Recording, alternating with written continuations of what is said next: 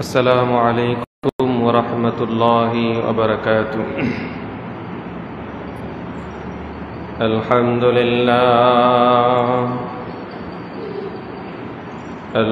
لله رب العالمين الذي علم الإنسان ما لم يعلم.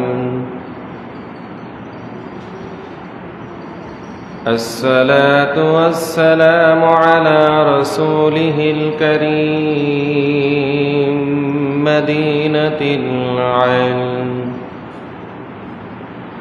وعلى أساسها الهجرة أبي بكر الصديق رضي الله عنه، وعلى مجهر عدله الهجرة عمر رضي الله عنه، وعلى جنورين الهجرة عثمان رضي الله عنه، وعلى بابها الهجرة علي كرم الله وجهه، وعلى آله وصحابه وأولاده وأزواجه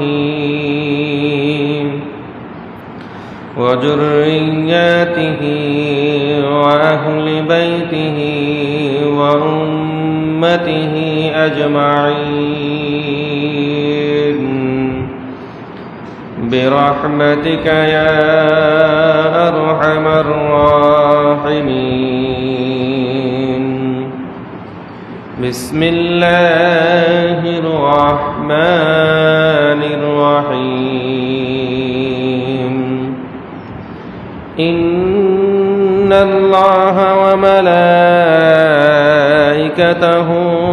يصلون على النبي يا أيها الذين آمنوا صلوا عليه وسلموا تسليما.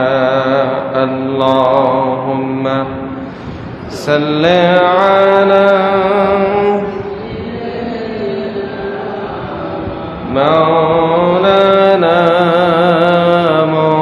محمد وعلى آل سيدنا مولانا محمد. اللهم صل على مولانا محمد وعلى آل سيدنا مولانا محمد. وما أرسلناك إلا رحمة للعالمين. আল্লাহ পাকের লাখো কোটি শুকরিয়া যে আল্লাহ আমাদের সকলকে শত ব্যস্ততার মাঝে বিভিন্ন সাংসারিক কাজ থেকে আল্লাহ তাআলা আমাদের সকলকে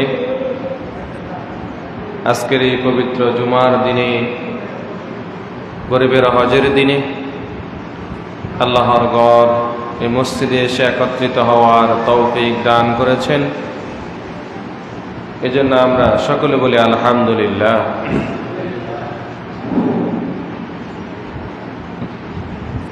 লক্ষ কোটি দরুদ সালাম পেশ করছি আল্লাহর সৃষ্টির প্রধান আকর্ষণ এই বিশ্ব সভার সভাপতি, সমস্ত নবী রাসূলদের মাতার তাজ, শামসুল হিদায়াত নূরুল হিদায়াত, সৈয়দুল মুরসালিন, রাহমাতাল লিল আলামিন হযরত মুহাম্মদুর রাসূলুল্লাহ সাল্লাল্লাহু আলাইহি ওয়াসাল্লামের উপর পবিত্র রবিউল আউয়াল মাস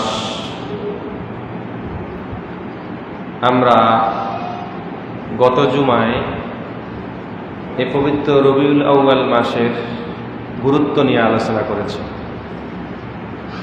এবং এই রবিউল আউয়াল মাসে যে আল্লাহ তাআলা আমাদের নবীকে দুনিয়াতে পাঠিয়েছেন, ওনার মিলাদ হয়েছিল,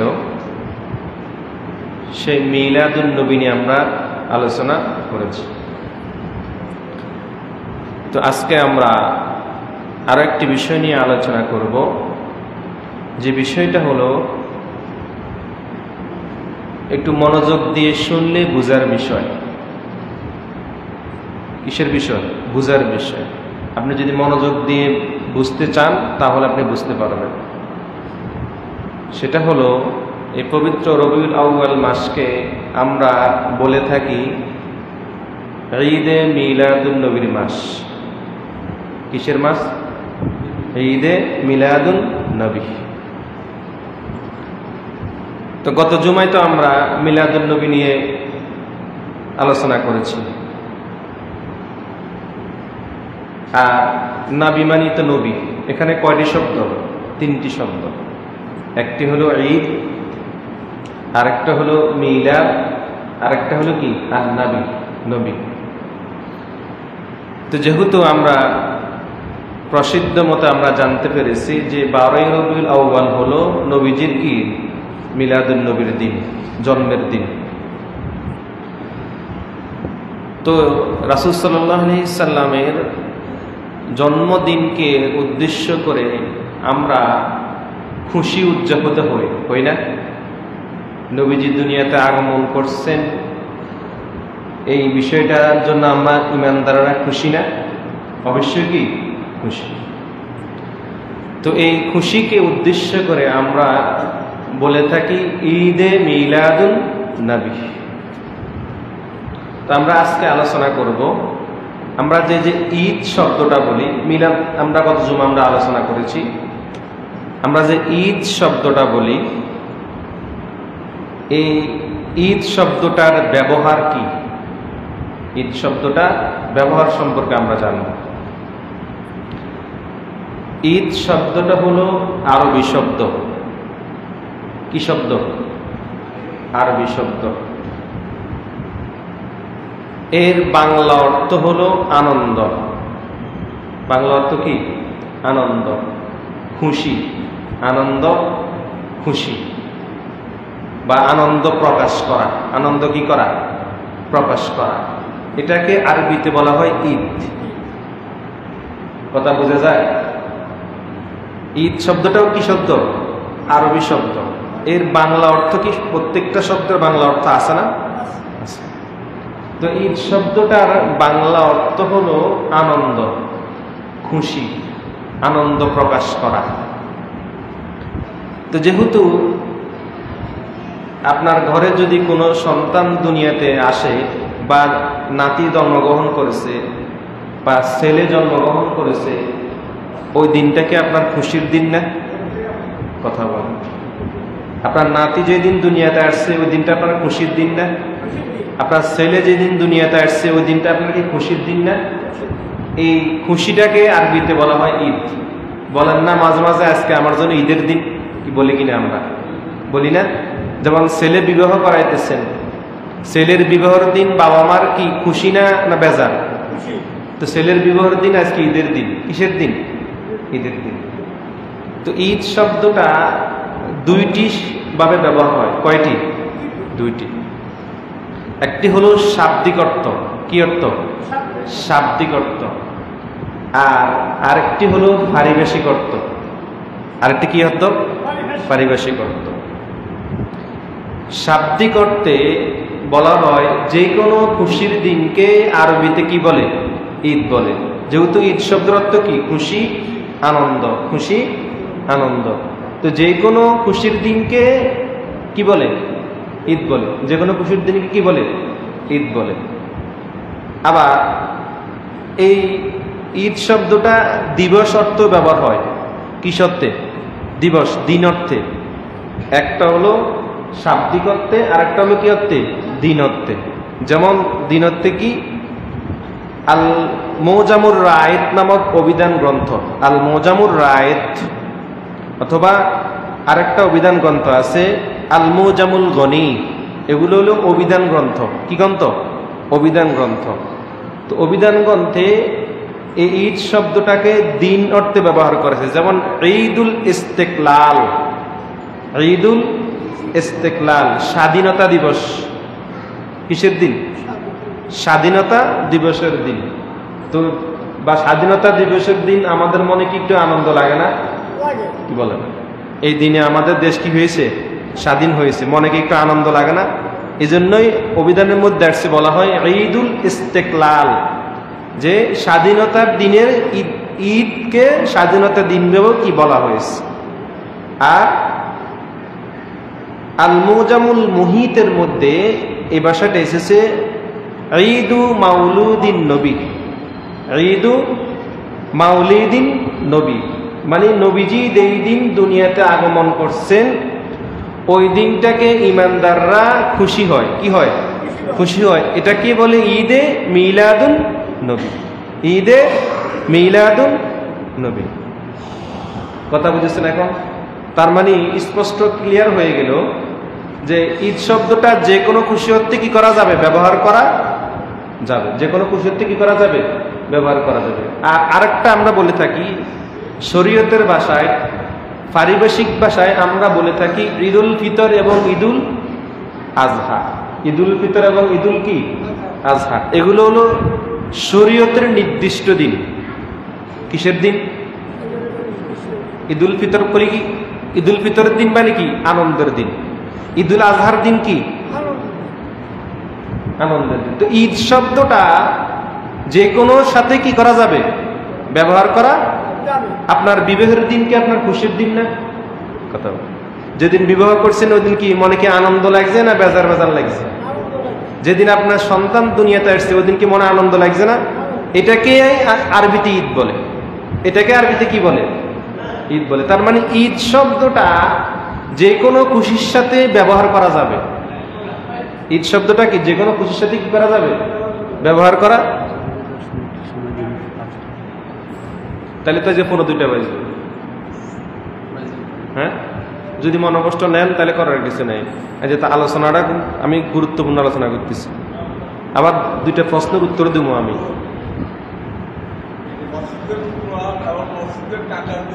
জি,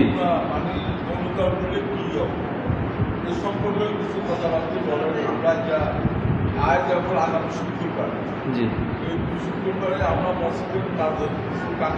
তাহলে ইনশাল্লাহ আগামী শুক্রবারে আমি বিস্তারিত আলোচনা করি।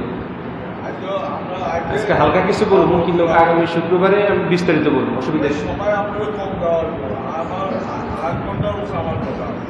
আজকে কথা বলবেন? ঠিক আছে, আমি 8:15 ছেড়ে দিন। ঠিক আছে, 8:15 আমি ছেড়ে দিন। ঠিক আছে, তাহলে আমরা কোনটা বলতে চাচ্ছিলাম? ঈদের বিষয়টা। ঈদের বিষয়টা আমরা বলতে চাইছিলাম। তার মানে এই ঈদ শব্দটা আমরা জানলাম খুশি, আনন্দ, এবং এই ঈদ শব্দটা কোরআনে আছে কিনা, খুশি অর্থে আছে কিনা, কি অর্থে? খুশি অর্থে আছে কিনা। তো এবার আসুন আমরা একটু দেখি কোরআনে ঈদ শব্দটা কিভাবে আসছে। হযরত ঈসা আলাইহিস সালাম, কে? হযরত ঈসা আলাইহিস সালাম। ঈসা আলাইহিস সালামের সময়ে আল্লাহ তাআলা আসমান থেকে ঈসা আলাইহিস সালামের উম্মতের জন্য খাদ্য পাঠাতেন। কি পাঠাতেন? এটা আমরা জানি, যেটাকে আরবিতে মান্না সালোয়া বলা হয়। বুঝি না? কি মান্না সালোয়া কোরআনে আছে। তো ঈসা আলাইহিস সালামের উম্মতরা বললেন যে আল্লাহ নবীকে বললেন যে আমাদের পূর্ববর্তী নবী মুসা আলাইহিস সালামের সময় আসমান থেকে কি আসছে? খাদ্য আসছে, মান্না সালোয়া আসছে। তো আপনিও আপনার আল্লাহকে বলেন যে আমাদের জন্য যত কি পাঠায় সেই রকম খাদ্য পাঠায়, এগুলো কোরআনে আছে। তো এই যে যেদিন খাদ্য পাঠাবে ওই দিনটাকে ঈসা আলাইহিস সালাম ঈদের দিন বলেছেন। কিসের দিন?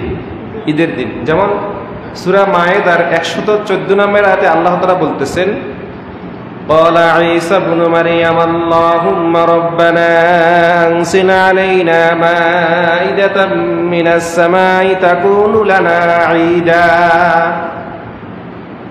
عيدا لأولنا وآخرنا وآية منك। ঈসা আলাইহিস সালাম বলতেছেন, আল্লাহ যে আমার উম্মতরা যে দাবি করলো এই দাবির উদ্দেশ্যে আপনি আমাদের জন্য আসমান থেকে কি পাঠান? খাদ্য পাঠান। তাহলে খাদ্য পাঠালে কি হবে? তিনি বলতেছেন যে নাজিল পাঠাবেন এই দিনটাকে তাকুনু লানা ঈদা, তাকুনু লানা ঈদা, এই দিনটাকে আমরা খুশি হিসেবে উদযাপন করব। কি হিসাবে? খুশি হিসাবে উদযাপন করব।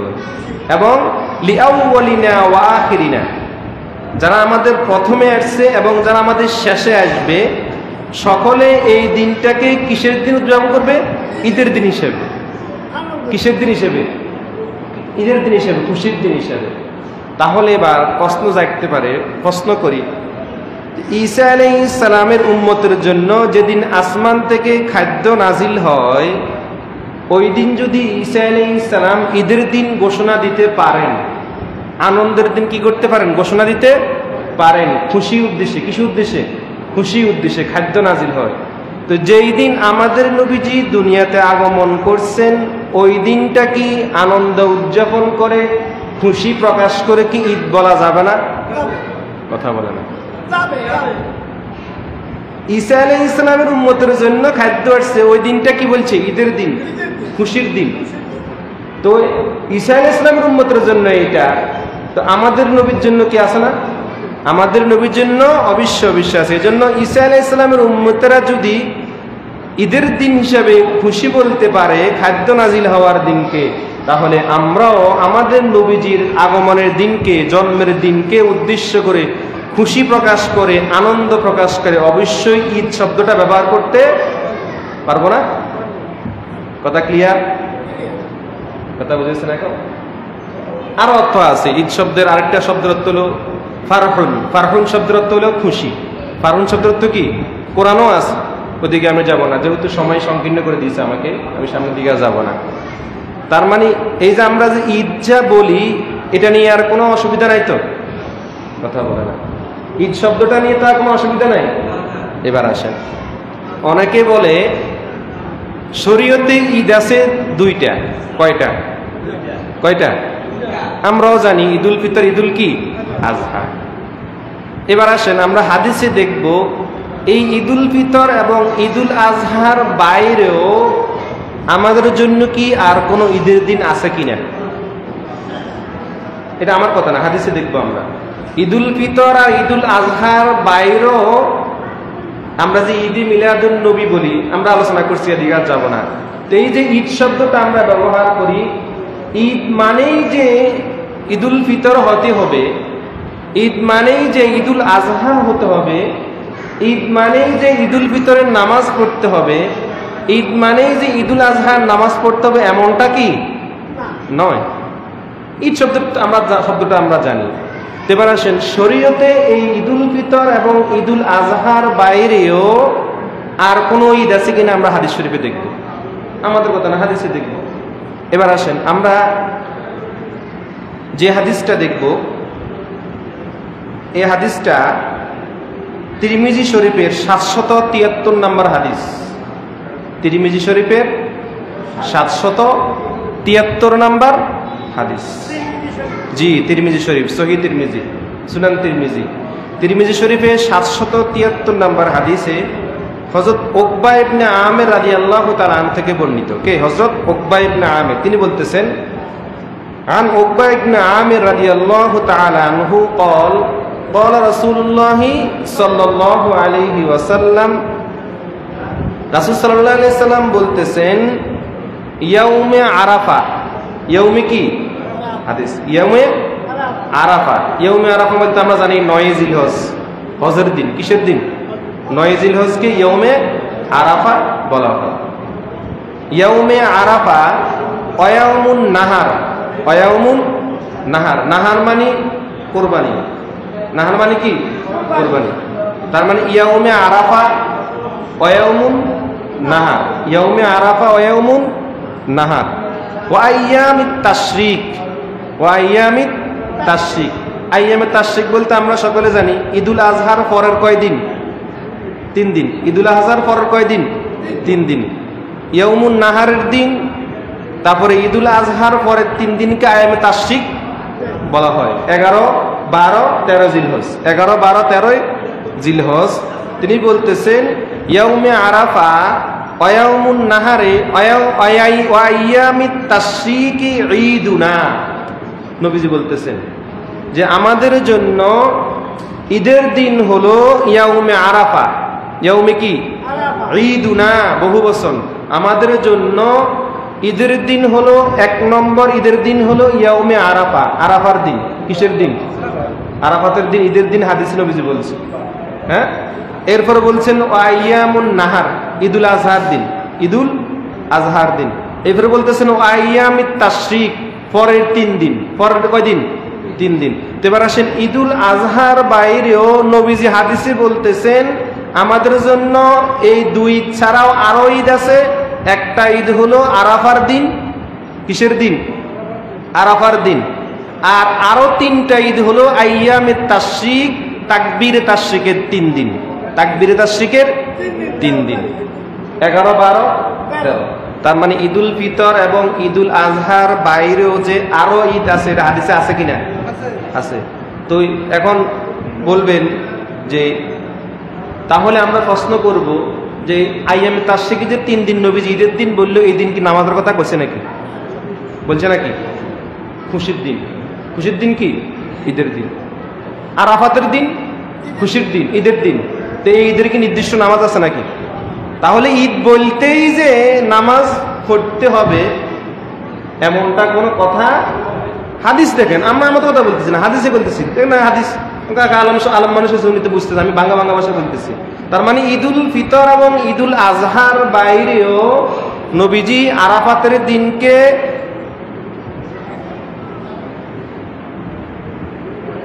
মুসল্লি নাই, কার কথা করবো, কিছু করার নাই। আচ্ছা যাক, নবীজি এই 2 দিনের বাহিরেও কিসের দিন বলেছেন? আরাফাতের দিনকেও ঈদের দিন বলেছেন, তাকবীরে তাশরিকের 3 দিনকেও কি বলেছেন? ঈদের দিন বলেছেন। তার মানে ঈদে মিলাদুন নবী, এই যে হাদিসগুলা থেকে বলা যায় ঈদে মিলাদুন নবী বলাতে কোনো অসুবিধা আছে নাকি? নাই। কথা বুঝেছেন? তার মানে এই অন্যান্য যে দিনগুলো নবীজি বলেছেন ঈদের দিন বলেছেন, এ বলতেছেন ওয়াহিয়া আইয়ামুন আকলিন ওয়া শুরবিন। আর আইয়ামে তাশরিকের 3 দিন আমরা খাওয়া দাওয়া করি না, আর এই ঈদের 3 দিনও খাওয়া দাওয়ার দিন। কিসের দিন? খাওয়া দাওয়ার দিন। তার মানে ঈদুল আজহার বাইরেও আমরা একটা ঈদ পেলাম ইয়াউমে আরাফা, ঈদের দিন। তার মানে ওই দিন নামাজ আছে? ওই দিন কি নামাজ আছে? নাই। আইয়ামে তাশরিকের 3 দিন কি নামাজ আছে? কথা ক্লিয়ার? আর কোনো ঝামেলা নাই তো? এবার আসেন আমরা আরেকটি কিতাবে দেখব যে রাসূল সাল্লাল্লাহু আলাইহি সাল্লাম জুমার দিনকে ঈদের দিন বলেছেন। কিসের দিন? আমি তো মেলা আলোচনা এনেছি, যেহেতু সময় শেষ করে দিছে তার মানে সম্ভব হবে না আর বেশিক্ষণ বলা। তার মানে আমরা হিসাব করেন ইয়াউমে আরাফার একটা ঈদ পাইলাম, আনেন তো?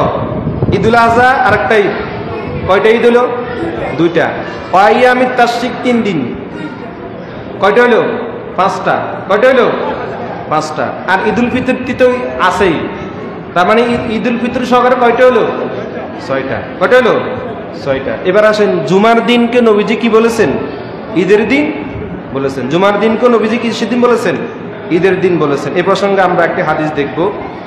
হাদিসটি হযরত আবু হুরায়রা রাদিয়াল্লাহু তাআলা আনহু থেকে বর্ণিত যে আন আবি হুরায়রা রাদিয়াল্লাহু তাআলা আনহু قال قال رسول الله صلى الله عليه وسلم, যে হযরত আবু রাদিয়াল্লাহু তাআলা বলতেছেন রাসূল সাল্লাল্লাহু আলাইহি সাল্লাম থেকে আমি বলতে শুনেছি, সামিআতু রাসূলুল্লাহ সাল্লাল্লাহু আলাইহি ওয়াসাল্লাম ইয়াকুলু, আমি নবীজিকে বলতে শুনেছি যে কি ইন্না ইয়াউমাল জুমআতি ইয়াউমু ঈদিন, নিশ্চয় নিশ্চয় জুমার দিনটা আমাদের জন্য কিসের দিন? হাদিস। ইন্না ইয়াউমাল জুমআতি ইয়াউমু ঈদিন, যে নিশ্চয়ই নিশ্চয়ই জুমার দিনটা আমাদের জন্য কিসের দিন? ঈদের দিন। আরেকটি হাদিসে আসছে, হ্যাঁ এই তো বলতেছি, আমি ব্যাখ্যা বলতেছি। আরেকটি হাদিসে আসছে জুমার দিনটা কেন ঈদের দিন। এই জন্য ঈদের দিন 5টা বৈশিষ্ট্য আছে। কয়টা বৈশিষ্ট্য? 5টা। ফিহি খুলিকা আদম, এই দিনে আল্লাহ তাআলা আদম আলাইহিস সালামকে কি করেছেন? সৃষ্টি করেছেন। ফিহি উনজিলা আলাইয়া, এবং এই দিনে আদম আলাইহিস সালামকে দুনিয়াতে কি পাঠাইছেন? কোথা থেকে? বেহেশত থেকে। জুমার দিনে পাঠাইছেন। জুমার দিনে আদম আলাইহিস সালামকে সৃষ্টি করেছেন, জুমার দিনে আদম আলাইহিস সালামকে দুনিয়াতে কি পাঠাইছেন, এবং এই জুমার দিনেই তিনি ইন্তেকাল করেছেন। জুমার দিন কি করেছেন? ইন্তেকাল করেছেন। তো জুমার দিনকে, আদম আলাইহিস সালামকে জুমার দিন আল্লাহ তাআলা সৃষ্টি করেছেন, এই জন্য এটাকে উদ্দেশ্য করে ঈদের দিন বলা হয়েছে। কিসের দিন বলা হয়েছে? ঈদের দিন বলা হয়েছে, আনন্দের দিন বলা হয়েছে। যদি জুমার দিনকে আদম আলাইহিস সালামকে উদ্দেশ্য করে ঈদের দিন বলা যেতে পারে, তাহলে আমাদের নবীজি যেই দিন দুনিয়াতে আসছেন ওই দিন কি আনন্দ খুশি প্রকাশ করে কি ঈদের দিন বলা যাবে না? কথা বলে না, যাবে না? কথা বুঝতেছেন? আমার কথা বুঝতেছেন? একবার হাদিস থেকে আমি আমার বানায় কথা বলতেছি না। ওই দিনকেও কি বলা যাবে? ঈদের দিন বলা যাবে। আরেকটা হাদিস থেকে দলিল দিচ্ছি, শেষ করে দিচ্ছি আমি। আমরা জানি আশুরার দিন, আমরা আগে আলোচনা করেছি, আশুরার দিন ইহুদিরা রোজা রাখছে, রাখেন। আমরা আশুরাতে আলোচনা করছি, ইহুদিরা রোজা রাখছে না? নবীজি মদিনাতে আসি দেখেছে ইহুদিরা কি রাখতেছে? রোজা রাখতেছে। তো জিজ্ঞাসা করলেন কেন? বললেন এই দিনে আমাদের নবী মূসা ফেরাউন থেকে কি পাইছে? মুক্তি পাইছে, এই জন্য শুকরিয়াতান আমরা এই দিনে কি রাখি? রোজা রাখি। এটা হলো মুসলিম শরীফের 1130 নম্বর হাদিস। 1130 নম্বর। এরপরে 1131 নম্বর হাদিসে রাবি বলতেছেন এই আশুরার দিনকে ইহুদিরা ঈদের দিন হিসাবে প্রকাশ করত। কিসের দিন হিসাবে? আনন্দের দিন। তো আশুরার দিনকে যদি ইহুদিরা যদি আনন্দের দিন প্রকাশ করতে পারে, সরাসরি হাদিসে ঈদ শব্দ উল্লেখ আছে, যে ঈদের দিন প্রকাশ করতে পারে, ঈদের দিন বলতে পারে, তাহলে আমাদের নবীজি যেই দিন দুনিয়াতে আসছেন, যেই মাসে দুনিয়াতে আসছেন, যে সময়ে দুনিয়াতে আসছেন, নবীজির আগমনের সময় যে সমস্ত মুজিজাগুলা ঘটেছে এগুলাকে একত্রিতভাবে প্রকাশ করে মনকে খুশি করা, আনন্দ প্রকাশ করাকে ঈদ বলা যাবে না? সোজা কথা। একবারে কি? তার মানে জুমার দিন, মাসে জুমা আসে কয়টা? 54টা। বছরে কয়টা জুমা আসে? 54টা জুমা আসে। তো 54 দিন ঈদের দিন। 54 দিন কিসের দিন? 54 দিন কিসের দিন? ঈদের দিন। তার মানে বছরে আমাদের জন্য 54টা ঈদ। তার মানে ঈদে মিলাদুন নবী বলতে যে নামাজ থাকতে হবে এমন কোনো কথা নাকি নাই? তাহলে জুমার দিন ঈদের দিনে নামাজ কই? তুমি তো জুমার দিন ঈদের দিন বলছেন না? হাদিসে বললাম তো। তার মানে ঈদুল ফিতর এবং ঈদুল আজহার বাইরেও শরীয়তে শাব্দিক অর্থে, কিসের অর্থে? শাব্দিক অর্থে আরো ঈদের দিন কি আমাদের জন্য আছে। আর শরীয়তের দলিলে এবং পারিভাষিক শব্দে মূল ঈদ কয়টা? 2টা, ঈদুল ফিতর এবং ঈদুল কি আজহা। যেহেতু এই 2 দিনে নির্দিষ্ট হাকাম আছে, কি আছে? ঈদের নামাজ পড়া ওয়াজিব, ঈদের নামাজ পড়া কি ওয়াজিব। তারপরে ঈদের দিনের সুন্নত আছে কিনা? আছে। ঈদের দিনের মোস্তাহাব আছে কিনা? আছে। এজন্য ঈদুল ফিতর এবং ঈদুল আজহার বাইরেও আরো কি আছে? ঈদ আছে। কথা বুঝেছেন এখন? ক্লিয়ার তো? আমি আর আলোচনার সামনের দিকে আগাবো না, যেহেতু আমাকে বলা হয়েছে 1টা 5 পর্যন্ত কথা বলতে, যেহেতু মসজিদ সংক্রান্ত আলোচনা হবে। আজকে আমি আলোচনা করে আমার মনও ভালো নাই, সবাই শেষ করতে পারি না, করার কিছু নাই। কারণ আপনারা এই যে বিষয়টা আলোচনা করলাম, ঈদে মিলাদুন নবী নিয়ে আর কোনো ঝামেলা নাই তো?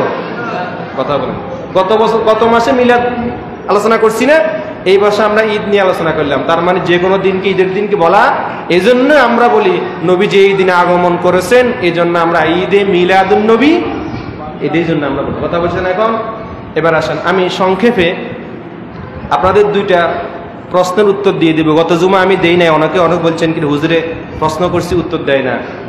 আমি আর 5 মিনিটে 2টা প্রশ্নের উত্তর দিয়ে দিব। যে ওই যে নামাজের মাসালা সংক্রান্ত 2টা উত্তর, 3টা প্রশ্ন করা হয়েছে, তা আমি আজকে সংক্ষেপে 2টা উত্তর দিব। কয়টা? আমি চাইছি বিস্তারিত আলোচনা করার জন্য, বিস্তারিত সম্ভব না, হাদিস থেকে আমি সংক্ষেপে বলে দিচ্ছি, যেহেতু এটা জানার জন্য প্রশ্ন করা হয়েছে। তো একটা প্রশ্ন হলো কি যে সামিআল্লাহু লিমান হামিদা, ইমাম সাহেব যখন কি রুকু থেকে কি বলছে, রুকু থেকে সোজা হয়ে কি পড়তে হয়? প্রশ্ন বলতে কি জানার জন্য লিখছে আর কি, যে রুকু থেকে সোজা হয়ে কি পড়তে হয়, এটা নামাজের মাসালা। এবার আসেন রুকু থেকে সোজা হয়ে কি পড়তে হয়, এটা আমরা হাদিসে একটু দেখব।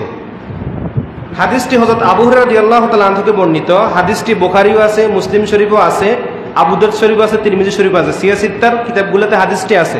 হযরত আবু হুরায়রা রাদিয়াল্লাহু তাআলা বলতেছেন, আন আবি হুরায়রা রাদিয়াল্লাহু তাআলা আনহু আন্না রাসূলুল্লাহ সাল্লাল্লাহু আলাইহি সাল্লাম, যে হযরত আবু হুরায়রা রাদিয়াল্লাহু তাআলা বলতেছেন রাসূলুল্লাহ সাল্লাল্লাহু আলাইহি সাল্লাম ইরশাদ করেছেন, ইজা ক্বালাল ইমামু সামিআল্লাহু লিমান হামিদা, যখন ইমাম সাহেব সামিআল্লাহু লিমান হামিদা বলবে, ইজা ক্বালাল ইমামু সামিআল্লাহু লিমান হামিদা, যখন ইমাম সাহেব সামিআল্লাহু লিমান হামিদা বলবে, তখন তোমরা বলিও আল্লাহুম্মা রব্বানা লাকাল হামদ।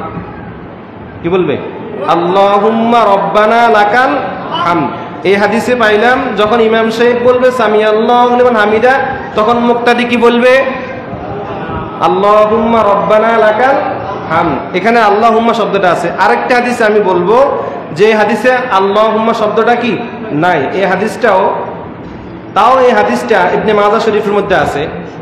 ইবনে মাজাহ শরীফের মধ্যে হাদিসটা হযরত আবু সাঈদ খুদরি রাদিয়াল্লাহু তাআলা আনহু থেকে বর্ণিত। রাসূল সাল্লাল্লাহু আলাইহি ওয়াসাল্লামকে বলা, রাসূল সাল্লাল্লাহু আলাইহি ওয়াসাল্লাম বলতেছেন, আবি সাঈদিল খুদরি ক্বাল রাসূলুল্লাহ সাল্লাল্লাহু আলাইহি ওয়াসাল্লাম, হযরত আবু সাঈদ খুদরি রাদিয়াল্লাহু তাআলা আনহু বলতেছেন যে ক্বালা রাসূলুল্লাহ সাল্লাল্লাহু আলাইহি ওয়াসাল্লাম, রাসূল সাল্লাল্লাহু আলাইহি ওয়াসাল্লাম ইরশাদ করেছেন, ইজা ক্বালাল ইমামু আল্লাহু আকবার, যখন ইমাম সাহেব বলবে আল্লাহু আকবার, তখন তোমরা ফাকুলু আল্লাহু আকবার, তখন তোমরা মুক্তাদিরাও আল্লাহু আকবার বলবে। যখন আমরা বলি না ইমাম সাহেব আল্লাহু আকবার বললে মুক্তাদি কি বলে?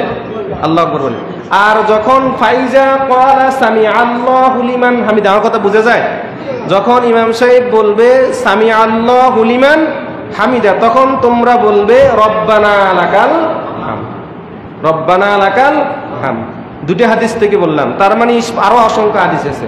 তার মানে স্পষ্ট ক্লিয়ার হয়ে গেল ইমাম সাহেব যখন কি বলবে সামিআল্লাহু লিমান হামিদা বলবে, তখন আমরা মুক্তাদিরা কি বলবো?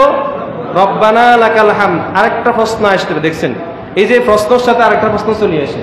অনেকের মনে হয়তো প্রশ্ন জাগতে পারে, হুজুর আমরা তো রব্বানা লাকাল হামদের সাথে আরেকটা বিষয় আমরা পড়ি, আরেকটা বিষয় আমরা কি পড়ি, যেমন এটা কি হামদান কাসীরান তাইয়্যিবান মুবারাকান ফি, অনেকে এটা কি পড়ে।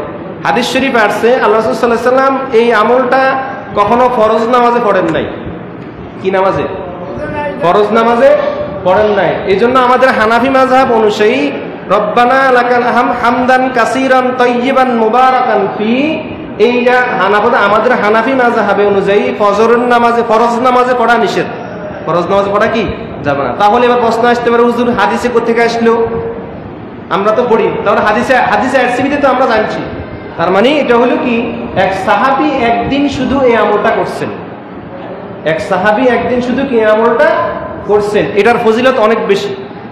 এটার ফজিলত কি অনেক বেশি। নবীজি প্রশ্ন করলেন, কে আমার পিছনে এই যে হামদান কাসীরান তাইয়্যিবান মুবারাকান ফি এই বললা, তখন ওই সাহাবী ডরে কি না জানি কোনো ভুল করে ফেলার, এমনি কখনো কেউ পড়ে নাই, কোনো সাহাবীরও কখনো পড়ে নাই, নবীজি কখনো কি পড়ে না। আমি আজকে পড়ি না কি বলিলাম না, খালি ভুল করে ফেলাম না কোনো।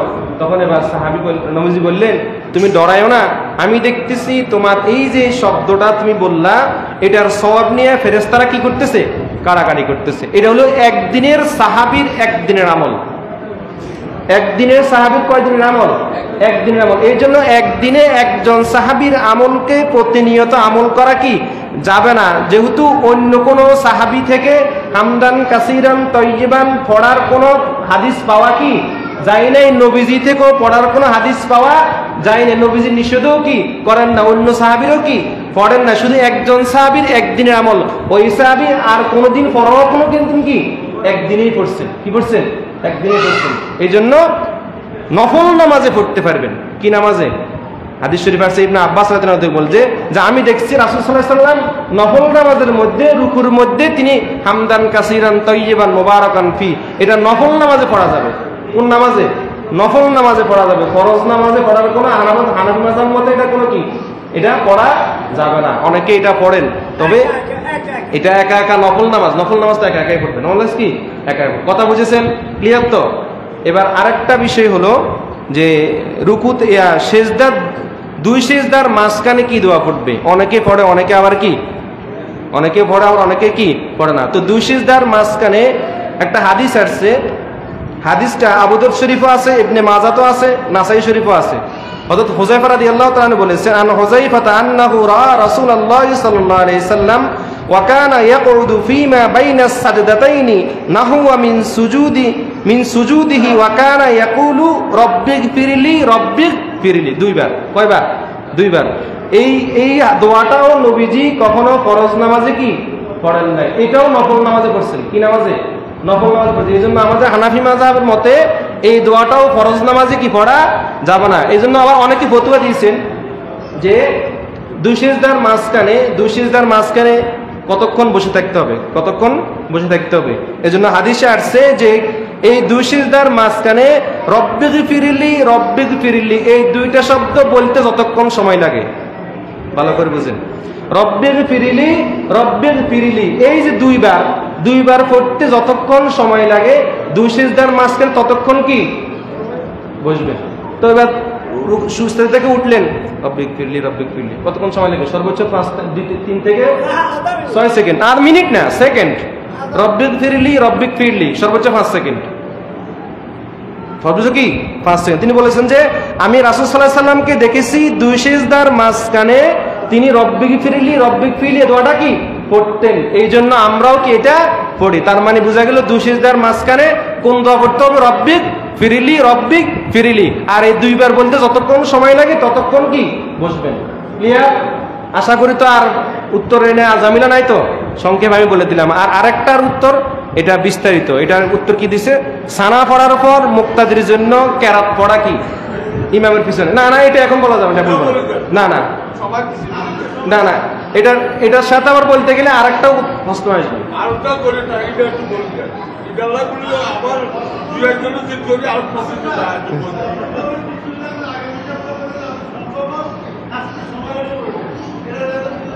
আচ্ছা, নামাজে ইমাম সাহেবের পিছনে মুক্তাদির জন্য, কিসের জন্য? আমি ভালো করে সংক্ষেপে বলে দিই, অনেক বিশাল আলোচনা, আমি সংক্ষেপে হাদিস দিয়ে বলে দিচ্ছি। জি, না নফল কেউ যদি পড়তে চায় পড়তে পারবে, অসুবিধা নেই। না ফরজে না, নফলে পড়তেন। নবীজি কি করতেন? নফলে পড়তেন। কথা বুঝেছেন এখন? তাহলে ইমামের পিছনে মুক্তাদি কেরাত পড়বে কি না পড়বে না, প্রশ্ন এটাই।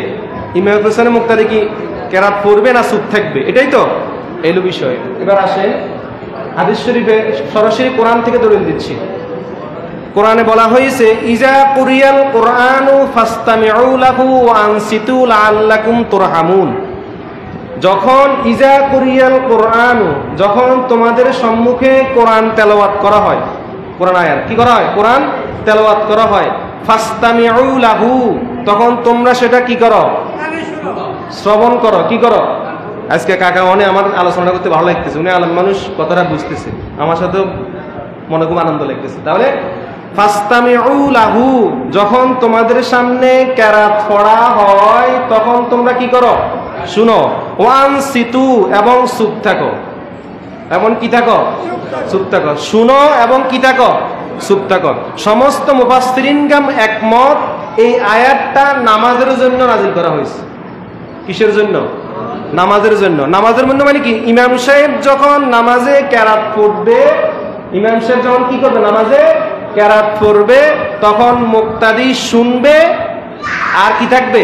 চুপ থাকবে। এবার প্রশ্ন আসতে পারে, হুজুর প্রথম 3 ওয়াক্তে না হুজুর কেরাত পড়লো, জোরে শুনলাম, জোরে কি শুনলাম, আর বাকি 2 ওয়াক্তে তো হুজুর কি জোরে পড়ে না, জোরে কি, তখন কি করব? তখন ওই আয়াতটা ফানসিতু, তখন কি? তখন তার শোনার কোনো কাজ নাই, এবার কি থাকবা? চুপ থাকবা। এবার কি থাকবা? চুপ থাকবা। এবার যে আমাদের সুপের নামাজ আছে, আমরা যে চুপ থাকি, এটার পক্ষে একটা হাদিস দিব। এবার কোরআন থেকে ক্লিয়ার তো? কোরআন থেকে বলা হয়েছে ইমাম সাহেবের পিছনে মুক্তাদি কি থাকবে? কোনো কিছু পড়তে, কিন্তু সানা পড়বে। কি পড়বে? সানা তো ইমাম সাহেব পড়ে, মুক্তাদিও কি? যখন ইমাম সাহেব কেরাত শুরু করবে, কেরাত মানে কি সূরা ফাতিহা দিয়ে কি করবে না শুরু করবে, তখন কি চুপ থাকবে এবং কি শুনবে। এবং এই যে আমি বললাম যে প্রশ্নের সাথে প্রশ্ন আসে, এবার একটা বিষয় গেল, এবার এই হাদিসের সাথে আরেকটা প্রশ্ন আসে, হুজুর হাদিসে আছে যে হাদিসে আছে লা সালাতা লিমান লাম ইয়াকরা বিফাতিহাতিল কিতাব, যে নবীজি বলেছেন, হাদিসে বলেছেন সূরা ফাতিহা ছাড়া নামাজ কি, সূরা ফাতিহা ছাড়া নামাজ কি হয় না, এটা হাদিসে আছে। এবার আপনি প্রশ্ন করবেন যে হুজুর আপনি তো বললেন কি থাকতো, চুপ থাকতো, তো ইমাম সাহেব তো সূরা ফাতিহা পড়ে, আমরা তো সূরা ফাতিহা পড়ব, যুক্তি আসেনি। তো আপনার যুক্তি কি? ওই হাদিসটারই যুক্তি দিবেন, বুখারীর হাদিস, যে নবীজি বলেছেন যে লা সালাতা লিমান লাম ইয়াকরা বিফাতিহাতিল কিতাব, সূরা ফাতিহা ছাড়া কি নামাজ হবে না। এবার আসেন, এই সূরা ফাতিহা ছাড়া নামাজ হবে না, এটা কোন ব্যক্তির জন্য? এটা মুহাদ্দিসিনরা বলতেছেন এই হাদিসের ব্যাখ্যায় আবু দাউদ শরীফের মধ্যে আসছে যে সূরা ফাতিহা ছাড়া নামাজ হবে না, এইটা হলো যখন ব্যক্তি একা নামাজ আদায় করবে। কি নামাজ? একা যখন নামাজ পড়বে, তখন এই হাদিসটা তার জন্য কি প্রযোজ্য, তখন সে সূরা ফাতিহা কি পড়তেই হবে। এবার আসেন তাহলে হুজুর ইমামের পিছনেরটা বলেন, এই হাদিসটার দলিল দিলেন একারটা, কিসেরটা? একারটা, তাহলে ইমামের পিছনেরটা। এবার ইমামের পিছনেরটা নবীজি বলতেছেন যে যেই ব্যক্তির ইমাম আছে, হাদিসটা এবার তোমার মনে আসতেছে না, যে যেই ব্যক্তির ইমাম আছে ওই ব্যক্তির ওই ইমামের কেরাতই মুক্তাদির কেরাত, ইমামের কেরাতই কি মুক্তাদির কেরাত। তার মানে ইমাম যে কেরাতটা পড়বে ওই কেরাতটা মুক্তাদিরই কেরাত, তার মানে মুক্তাদি কোনো কেরাত পড়া। ইন্নী ওয়াজ্জাহতু ওয়াজহিয়া ইক্তাদাইতু বিহাযাল ইমাম, ইক্তাদাইতু সবকিছু কার উপরে দিয়ে দিছি? সবকিছু কিসের উপরে? ইমামের উপরে।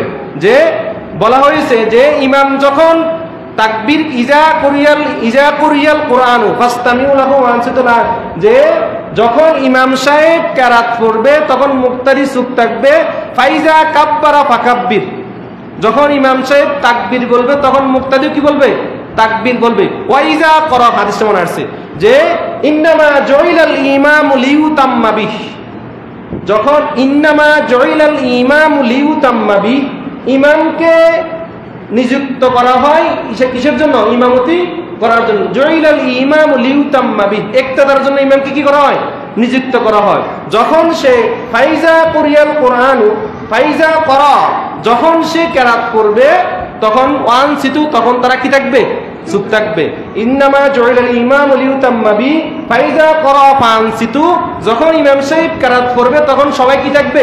চুপ থাকবে। ওয়াইজা কাব্বারা ফাকাব্বিরু, যখন ইমাম সাহেব তাকবীর বলবে তখন মুক্তাদি কি বলবে?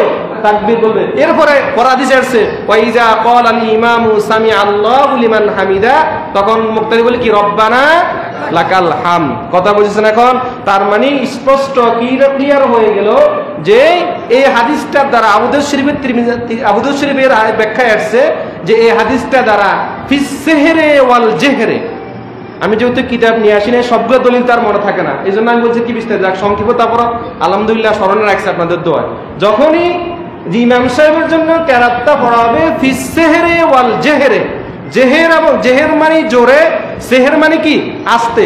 যখন ইমাম সাহেব কেরাত করবে জোরের নামাজও পড়ুক আস্তের নামাজও পড়ুক, মুক্তাদি কি করবে? চুপ থাকবে। মুক্তাদি কি থাকবে? তার মানে যখন ইমাম সাহেবের নিচে নামাজ পড়া হবে তখন আমরা কি থাকবো? আস্তে হোক জোরে হোক, আস্তে হোক। ইমাম তো কেরাত করতেছে, ইমাম করতেছে না? ইমাম কি চার রাকাতে কেরাত করতেছে, চার রাকাতে কি কেরাত করতেছে, প্রথম দুই রাকাতে জোরে পড়ে, পরের দুই রাকাতে কি আস্তে পড়ে। কথা বুঝেছেন এখন? তার মানে ক্লিয়ার তো? আমাদেরকে তাহলে নামাজের সময় ইমামের পিছনে মুক্তাদি, ইমামের পিছনে ভালো করে বুঝেন, ইমামের পিছনে মুক্তাদি কি চুপ থাকবে? কি থাকবে? চুপ থাকবে। আর যখন একা পড়বে তখন সূরা ফাতিহা পড়বে, ইমামের পিছনে সূরা ফাতিহা পড়া লাগবে না। কথা বুঝেছেন এখন? ক্লিয়ার তো? আশা করা যায় যে এটার পর আর কোনো মাসালা নিয়ে কথা বুঝছেন আপনারা, যে তাহলে কথা বুঝেছেন এখন? আল্লাহ তাআলা আমাদের সকলকে যেন যে মাসালাগুলো আরো বিশাল আলোচনা আছে, সংক্ষিপ্ত বলেছি। অনেকে যদি বলে যে হুজুর এটা কোনা এটা কোনা কা, তাহলে কোনো আপনার দোষ, আপনারা আর জুমা সময় দেন না যে বিস্তারিত আলোচনা করার লাগে। কথা বুঝেন না অনেক কাকা? না আগামী সময় আর মুড থাকতো না, যেহেতু বলি ফেলেছি অর্ধেকই বলি ফেলছি, কথা বলছেন। এখন এই সংক্ষিপ্তভাবে আপনারা বুঝছেন তো? জি, আল্লাহ তাআলা আমাদের সকলকে যেন আমল কার্য বিদ্যা সকলে বলুন।